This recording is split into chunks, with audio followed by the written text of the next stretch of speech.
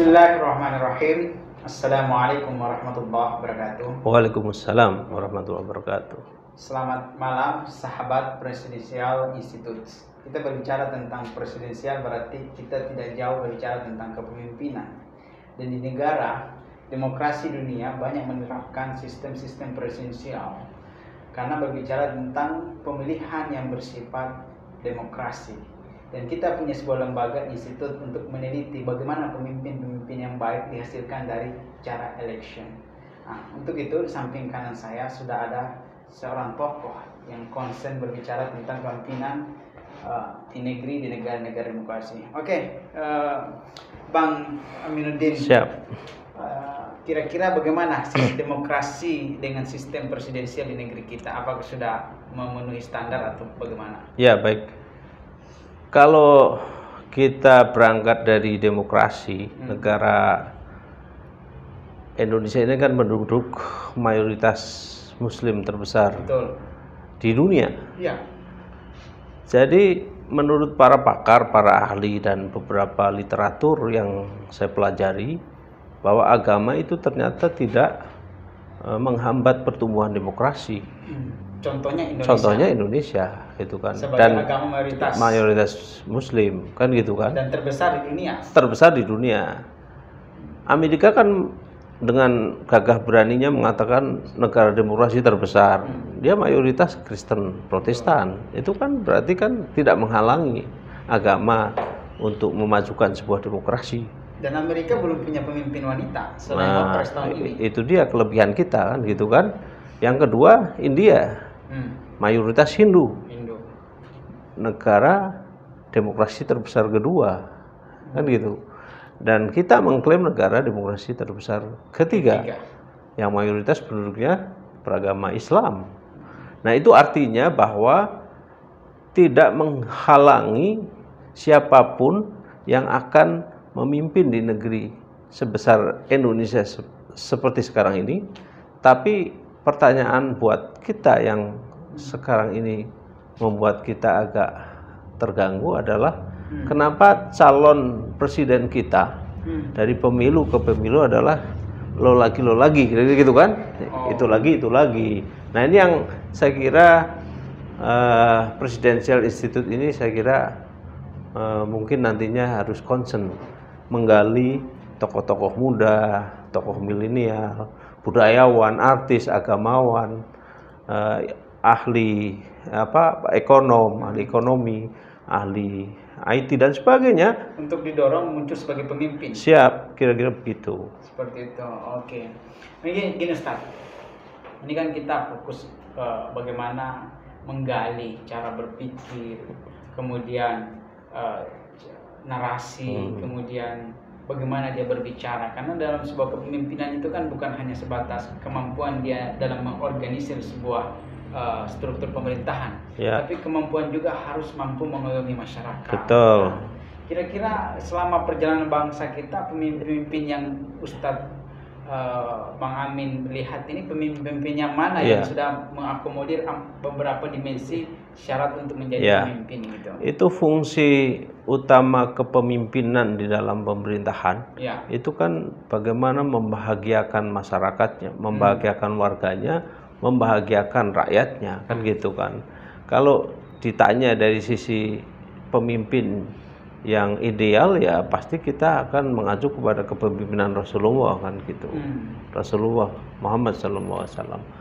Jadi beliau konsepnya kan cuman sederhana, cuma 4 konsep saja kalau Rasulullah mengatakan untuk menjadi pemimpin yang ideal. Yang satu adalah sidik, amanah, tabligh, fatonah. Sidik itu bagaimana dia jujur, dapat dipercaya, kan gitu kan. Jujur. Nah, sekarang ini kan banyak orang pinter tapi keblinger, kan gitu. Banyak orang yang sebenarnya dia, makanya ada pertanyaan, mendingan orang pinter tapi tidak jujur atau bodoh tapi jujur. Itu kan menjadi persoalan narasi ya, balik narasi kita dalam hal mencari kepemimpinan. Tapi itu belum masuk konsep literasi. Oh ya, kan literasi kan bagaimana seorang pemimpin itu harus kaya di dalam daftar pustaka, buku-buku yang dia baca gitu kan. Jangan komik, jangan ya oke lah, komik itu untuk masa kecil, masa lalu. Jangan sudah jadi presiden bacanya komik gitu kan. Seharusnya bacanya tentang strategi bagaimana pengamanan negara, bagaimana kira-kira gitu. Bagaimana bersaing dengan negara-negara. Pasca digital itu apa? Misalnya hibrid. Betul. Ya kan? Bagaimana setiap orang nanti memacu dirinya dengan dipasang chip dan sebagainya, itu kan harus dipikirkan gitu. Perjalanan ini kan semakin jauh, Ustaz. Dulu kita era komputer, masuk era internet, sekarang masuk era digital. Kedepannya lagi ada era baru, era blockchain, kemudian era milenium. Seharusnya itu yang dibaca oleh pemimpin. Saya teringat dulu ya. Ini kita flashback ke belakang. Waktu saya kecil dulu, itu kalau ada orang jalan, terus kemudian di belakangnya itu di saku belakangnya itu ada sisir, itu kan. Itu kayaknya udah canggih gitu kan. Betul. Kayaknya orang ini perlente gitu kan. Nah kemudian seiring perkembangan zaman, sisir yang nongol itu kan mewah dulu, Pak. Orang bawa sisir kemana-mana mewah itu kan. Terus kemudian ada block note kan. Orang bawa kemana-mana itu, wah ini orang hebat nih kalau orang bawa block note atau agenda, ditulis acaranya besok apa, tebel-tebel itu. Orang bersaing itu, mahal-mahalan beli itu. Betul. Nah kemudian zaman berganti, ada pager, komputer, ada internet. Tapi sebelum itu kan ada handy talk segala macam kan ada. Nah kemudian ada era handphone kan, tahun 90-an, 80, 90. Nah itu kan kita harus mengikuti itu, mau tidak mau, suka tidak suka. Nah pemimpin itu harus bisa memberikan, kalau dalam bahasa sufinya itu waroh sadurunge winarah. Dia harus punya jangkauan pandangan ke depan, masa yang akan datang itu kira-kira apa ini tantangan rakyat saya, apa ini cerdas membaca situasi. Kira-kira begitu. Seperti itu ya. Jadi pemimpin itu bukan hanya sebatas memiliki kecerdasan, tapi juga harus memiliki namanya yang seperti tadi al-amin, artinya moral. Sidik. Yes. Sidik, amanah, tabligh, fatonah. Kecerdasan dalam memimpin spiritual. Amanah itu ya dia diberi kepercayaan, harus menyampaikan amanah itu sesuai dengan jabatan dia. Jabatan dia apa? Presiden. Di dalam pasal 9 ya kan, Undang-Undang Dasar 45 itu kan. Saya bersumpah kan gitu kan. Dengan segala akan mematuhi segala peraturan perundang-undangan dan peraturan di bawahnya. Bersumpah loh. Pakai nama Allah lagi. Nama Allah, demi Allah, Al-Qur'an. Demi Allah saya bersumpah gitu kan. Jadi akan menjalankan perundang-undangan dan peraturan di bawahnya kan gitu kan, dahsyat ini. Nah kalau kemudian seorang pemimpin, rakyatnya keleleran, kelaparan, ada yang ribut-ribut, ada yang apalagi nuansanya kemudian menjadi nuansa gaduh dan sebagainya, itu pertanggungjawabannya berat sekali. Yang ketiga, tabligh. Ya kan, tabligh itu ya menyampaikan, artinya kalau di dalam konsep agama berdakwah. Betul. Seorang pemimpin itu ya harus membagi ilmunya, membagi pengalamannya, menyampaikan apa yang dia mampu gitu kan. Tabligh, sidik, amanah, tabligh, fatonah, cerdas. Nah begini Ustaz, kita masyarakat umum ini sudah hampir paham lah bagaimana ketika kepemimpinan ala Rasulullah dan seperti dengan yang dimandatkan Pancasila tahun 1945. Tapi begini Ustaz, kita lihat realitasnya bahwa kepemimpinan di negara-negara demokrasi ini, pemimpinnya itu banyak disetir gitu. disetir oligarki lah, disetir bahasa lainnya bohir lah, disetir banyak kepentingan-kepentingan yang menyetir pemimpin-pemimpin di negara demokrasi. Makanya kalau di dalam buku ilmu pemerintahan yang pertama kali, Pestur Kunde namanya, Pestur Kunde kan, itu tugas pemimpin yang paling utama adalah membahagiakan warganya, membahagiakan rakyatnya. Kalau di Indonesia kan ada istilahnya pamong praja. Ya, pamong itu ya ngemong, praja itu ya masyarakat. Jadi ngemong masyarakat, pamong praja. Jadi kalau ada polisi pamong praja, terus kemudian malah ngebukin pedagang kaki lima apa segala macam, itu berarti dipertanyakan kepemimpinannya seseorang, gitu. Tapi kalau pamong praja ini kan kita mengenal sekarang ada istilah polisi. Ya polisi itu kan ini polisi Satpol PP, polisi. Lah itu pamong praja kan. Pamong praja itu artinya kan mengayomi, melindungi, melayani. Sebenarnya tugas-tugas kayak polisi itu kan juga hampir sama gitu kan. Melayani, mengayomi, melindungi. Pamong praja juga begitu. Kembali lagi tadi, kita lihat faktanya di negara-negara demokrasi ini kan pemimpin-pemimpin itu banyak disetir. Kita nggak bisa pungkiri. Ya. Sekelas Amerika saja pemimpinnya itu, ya mohon maaf, hampir tidak ada independen, disetirlah oligarki, disetirlah, bahkan sekelas pemimpin Amerika pun banyak beredar fakta dan realitas bahwa disetir oleh kelompok Yahudi. Ya, saya kira itu tidak lebih karena seorang pemimpin atau kekuasaan itu sumber dari segala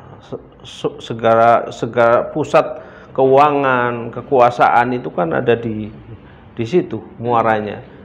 Nah, sehingga disitulah ketika ada gula, maka semut itu akan berlarian ke. Nah, saya mengibaratkan seperti itu. Maka, tapi kalau di Amerika, kita melihat konsep demokrasi di Amerika atau calon presiden di Amerika itu paling tidak dia backgroundnya itu jelas kan. Betul. Dia jelas pendidikannya, jelas perjalanan hidup ini, terus kemudian kayak Obama itu kan. Betul. Dia cerdas, dari Harvard University gitu kan. Kemudian dia seorang motivator yang luar biasa gitu kan. Ronald Reagan misalnya, dia sebagai pengusaha yang sukses dan sebagainya.